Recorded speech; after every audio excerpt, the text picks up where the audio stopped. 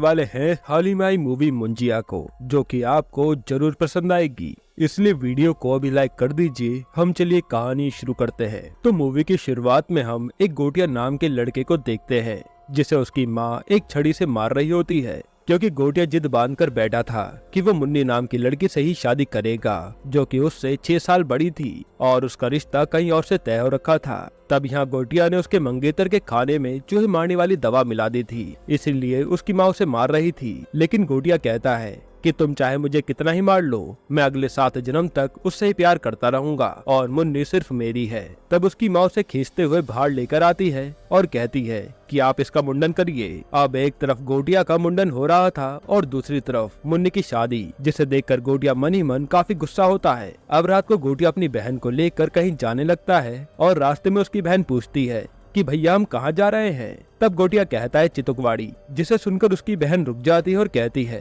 कि उस खतरनाक जगह मैं नहीं जाऊंगी। लेकिन गोटिया उसे जबरदस्ती ले जाता है, ये कहकर कि तेरा भाई अभी है ना तेरे साथ। अब चितुकवाड़ी पहुंचने के बाद एक पेड़ के नीचे गोटिया काला जादू करने लगता है, जिसे देखकर उसकी बहन चौंक जाती है। फिर मौका देखते गोटिया अपनी बहन की बलि देने आता है। तब उसकी बहन अपने आप का बचाव करते हुए उसे धक्का दे देती है, जिससे गोटिया के सर में चोट लगती है और वो उसी पेड़ के नीचे मर जाता है। इसके बाद उसके घर वाले वहाँ पहुँचते हैं, जो गोटिया को देखकर रोने लगते हैं। जिसके बाद गोटिया का अंतिम संस्कार किया जाता है और उसकी अस्थियों को उसी पेड़ की जड़ों में ही दबा दिया जाता है। तब उसकी माँ पूछती है कि आप लोग ऐसा क्यों कर रहे हैं, जिस पर एक आदमी कहता है कि तेरा बेटा अपने मुंडन के 10 दिन पूरा होने से पहले ही चल बसा और अगर वो जाग गया तो भ्रम राक्षस बनेगा, यानी मुंजिया। जिसके बाद कई साल बीत जाते हैं और हम एक बिट्टू नाम के लड़के को देखते हैं, जिसे छोटी छोटी चीजों से डर लगता था। उसके साथ उसकी माँ पम्मी और उसकी दादी रहा करती थी और बिट्टू के पापा अब इस दुनिया में नहीं थे। पम्मी एक अच्छा खासा पार्लर चलाती थी और बिट्टू अपनी माँ की मदद उसी में करता था। अब पम्मी, बिट्टू और उसकी दादी लंच कर रहे होते हैं, तभी पम्मी बिट्टू को बताती है कि तुझसे मिलने बेला आई है। ये सुनकर बिट्टू के फेस पर स्माइल आती है, क्योंकि बेला बिट्टू की बचपन की दोस्त थी, जो कि काफी सालों बाद बिट्टू से मिलने आई थी। तभी पम्मी कहती है कि उसके साथ वो फिरंगी दोस्त क्यूबा भी है। ये सुनकर बिट्टू नाराज हो जाता है और चुपचाप वहाँ से जाने लगता है। तभी बेला उसे पीछे से आवाज लगाती है, जिसे सुनकर बिट्टू डर जाता है और उसे काफी अजीब से हॉरर थॉट्स आने लगते हैं। जिसके बाद बेला बिट्टू से उसका हालचाल लेती है और बिट्टू की फैमिली को कहती है कि कल से मैं अपनी जुम्बा क्लासेस खोल रही हूँ, तो आप सभी को इनॉग्रेशन में आना है। जिसके बाद बिट्टू अपने दोस्त हैरी के पास जाता है और उसे पैसे देकर कहता है कि तुझे कल बेला की जुम्बा क्लासेस की इनॉग्रेशन की वीडियो शूट करनी है। अब अगले दिन हैरी बेला की जुम्बा इनॉग्रेशन की वीडियो शूट करने लगता है, जहाँ बेला बिट्टू से पूछती है कि तुझे क्यूबा कैसा लगा। इतनी देर में क्यूबा बेला को वहीं सबके सामने प्रपोज कर देता है और ये देखकर बिट्टू का मुंह लटक जाता है, क्योंकि बिट्टू कहीं न कहीं बेला को पसंद करता था। अब अगले दिन बिट्टू, पम्मी और उसकी दादी अपने गांव जा रहे होते हैं, क्योंकि वहाँ बिट्टू के चाचा की लड़की रुक्कू की सगाई होने वाली थी। और रास्ते में बिट्टू की दादी पम्मी को समझा रही होती है कि मुझे पता है कि तेरा और तेरे देवर के बीच 36 का आंकड़ा है, लेकिन रुक्कू के लिए हमें वहाँ जाना ही पड़ेगा। जिस पे पम्मी कहती है कि रुक्कू तो हमारी बच्ची जैसी है, हम तो चले जाते, लेकिन बिट्टू का जाना जरूरी है क्या? पिछली बार याद है ना क्या हुआ था? यानी इस गाँव में कुछ न कुछ तो ऐसा जरूर होता है, जिस वजह से बिट्टू को वो हॉरर थॉट्स बार बार आते हैं और उसकी कहानी हमें आगे पता चलेगी, इसलिए आप कहानी में बने रहिएगा। अब इसके बाद ये तीनों गांव पहुंचते हैं, जहाँ इन्हें रुक्कू लेने आती है और घर में हम देखते कि पम्मी और उसके देवर के बीच बातचीत नहीं होती और दोनों एक दूसरे को घूरते रहते हैं। யாரெல்லாம் grow பண்றாங்களோ इंडिपेंडेंटा இருக்கலாம். அட डाउनलोड ग्रो। फिर बिट्टू और रुक्कू स्कूटी से बीच पर घूमने जाते हैं। जगह श्रापित है, लेकिन बल्लू कहता है कि मुझे इस बात से परवाह नहीं है, अब तो डील फाइनल हो गई है और पैसे भी जल्द ही मिल जाएंगे। अगर मेरी जगह भैया उस जगह को बेचने जाते तो क्या तुम उन्हें रोकती? और वैसे भी इसी मनुष्य जगह के चक्कर में मेरा भाई मुझे छोड़कर हमेशा के लिए चला गया। ना वो पैसों के लालच में उस पेड़ को जलाने जाता और ना ही उसकी मौत होती। अब ये सुनकर बिट्टू सीधा चितुकवाड़ी के लिए निकल जाता है, उसी पेड़ को देखने के लिए, जहाँ पहुंचकर उसे भ्रम राक्षस दिखता है, जिसे सब लोग मुंजिया कहते हैं। इधर बिट्टू की दादी को पता लग गया था कि बिट्टू चितुकवाड़ी पहुंच गया है, तो बिट्टू की दादी एक संदूक से छड़ी निकालती है और सीधा चितुकवाड़ी के उसी पेड़ के पास पहुंचकर वो पेड़ को छड़ी से मारती है, तो उसे दर्द होता है। फिर ज्यादा मारने पर वो मुंजिया बिट्टू को पेड़ के अंदर से निकालकर दादी को दे देता है, लेकिन जाने से पहले मुंजिया ने बिट्टू की पीठ पर हाथ छाप दिया था।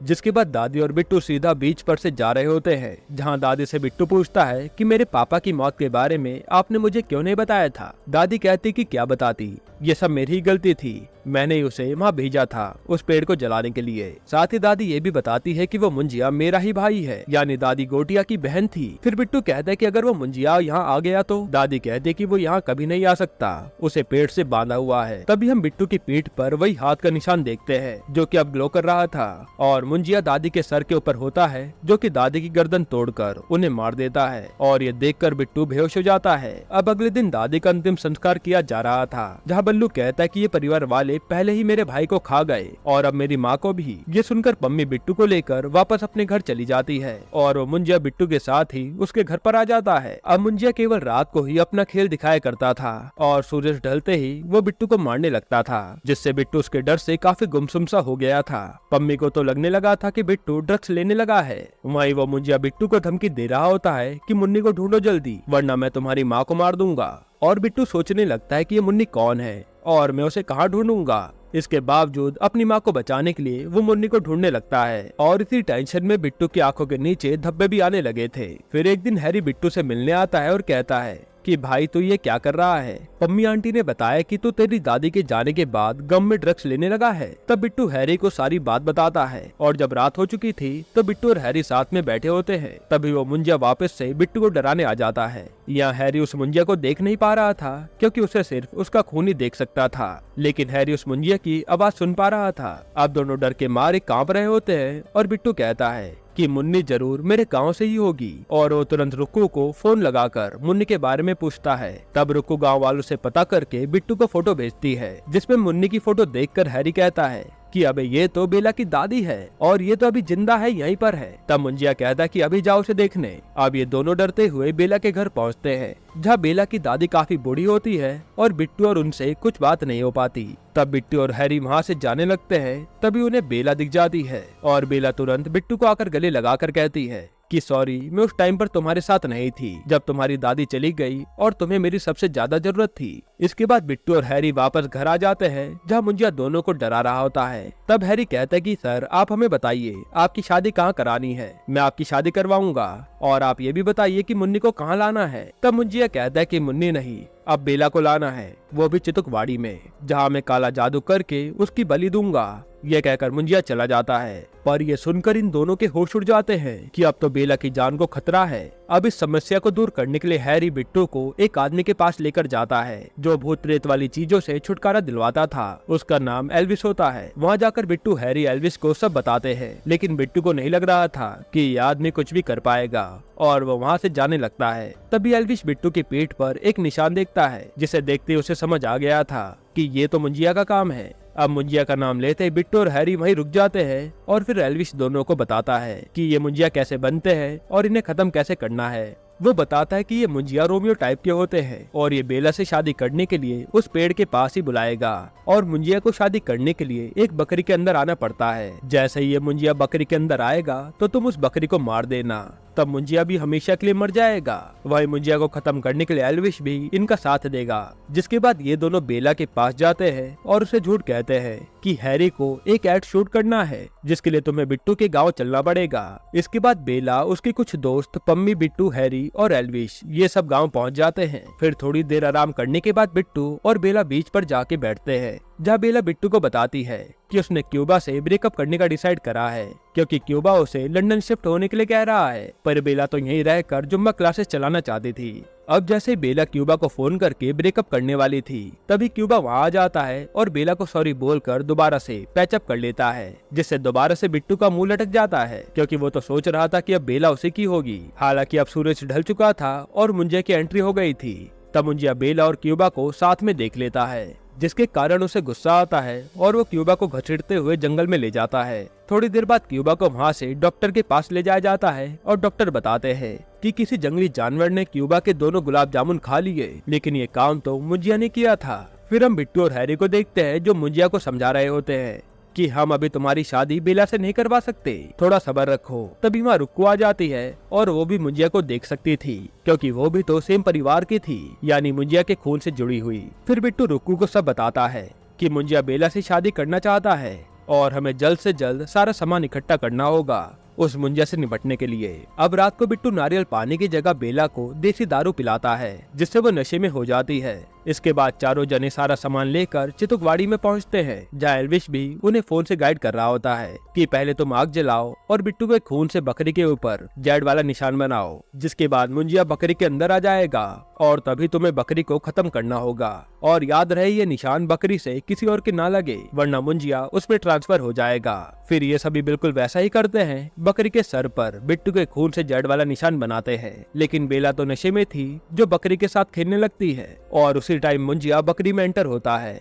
फिर बिट्टू बकरी को मारने ही वाला होता है कि तभी मुंजिया ट्रांसफर होकर बेला के शरीर में चला जाता है। यानी जब बेला बकरी के साथ खेल रही थी तो वो जेड का निशान बेला पर लग गया होगा, जिसके बाद वो मुंजिया बेला के शरीर का यूज करके इन तीनों के पीछे पड़ जाता है और ये तीनों वो बकरी को उठाते हैं और वहाँ से भागते हुए सीधा घर पहुंचते हैं। साथ ही वो फोन करके एल्विश को भी सारी बात बताते हैं। एल्विश कहता है कि आप चिंता मत करो, मैं आ रहा हूँ और उस बकरी को अपने पास ही रखना, उसकी हमें जरूरत पड़ेगी। तभी इन्हें बल्लू और एक आदमी दिखते हैं जो कि इनसे बकरी छीन कर ले जाते हैं, क्योंकि उन्हें लग रहा था कि इन्होंने बकरी चुरा ली है। तब ये लोग काफी हाथ जोड़ते हैं बल्लू के सामने, लेकिन बल्लू इनकी एक भी नहीं सुनता।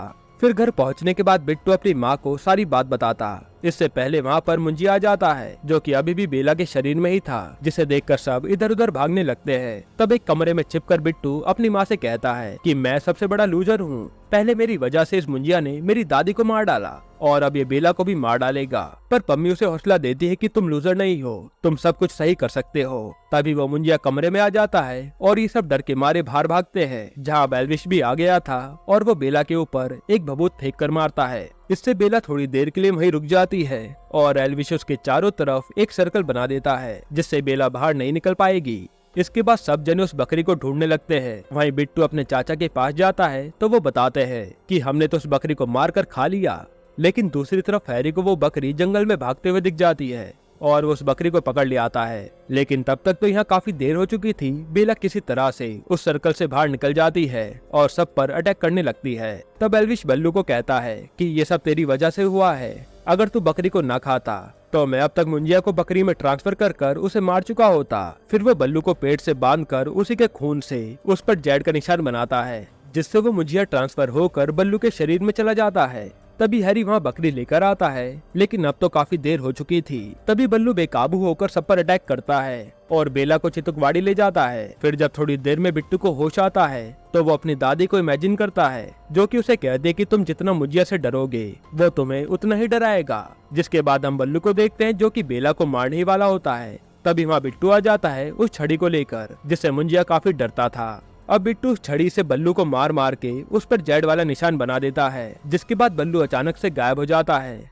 और तभी एकदम से बिट्टू पर हमला करता है, जिससे बिट्टू अधमरा होकर गिर जाता है। फिर बल्लू बिट्टू को गर्दन से पकड़कर उसे पेड़ पर लटका देता है। तब बिट्टू के हाथ से खून निकल रहा होता है, जिससे बिट्टू वो जेड वाला निशान उस पेड़ पर ही बना देता है। इसके बाद दोबारा से वो मुंजिया ट्रांसफर होकर बल्लू के शरीर से उस पेड़ में चला जाता है और बल्लू होश में आकर वहाँ से भाग जाता है। इसके बाद बिट्टू और बेला को लग रहा था कि वो मुंजिया से सेफ हैं, क्योंकि वो तो पेड़ में चला गया।